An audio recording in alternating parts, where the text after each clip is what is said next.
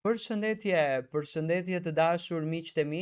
ja ku po ritakohemi sonte me të gjithë energjinë. Në fakt uroj me zemër që të keni kaluar një të hënë të mbar, edhe pse në fakt e hëna për shumicën është një ditë e ngarkuar sepse fillon kjo dita e parë e javës me 2 ditë pushim, gjërat e lëna pezull derisa ti sinkronizojmë në vendet e duhura. Na merr pak kohë, por rëndësi ka që ne mundohemi nga dita të marrim më pozitiven, të marrim më energjinë e bukur dhe ta shijojmë atë pafund. Në këtë minutash dua të flas pak për Egli Takon. Egli Tako, pasi bëri postimin e saj në grupin të hapur në Instagram, do me thënë një vend ku Egli komunikon me fansat, me ndjekësit e saj, aty ku kalon një moment të bukur, aty ku ajo pi çaj, ashtu siç e thot ajo, duke bërë muhabete dhe duke bërë thashë theme me ndjekësit.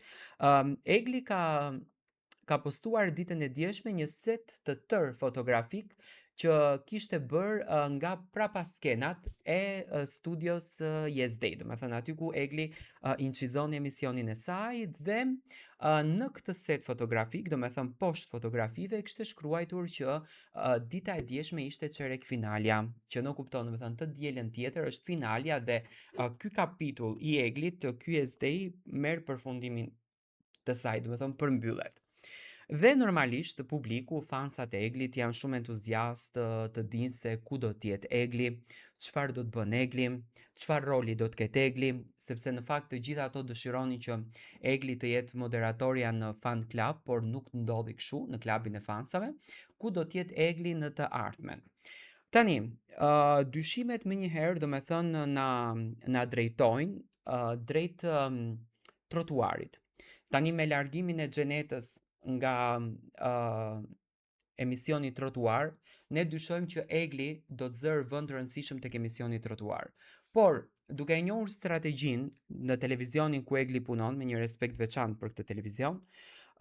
unë arrit të kuptoj që Egli do të ketë një emision më vete. Do me thënë një emision që unë jam i bindur që do të na afasionoj të gjithëve. Sepse nëse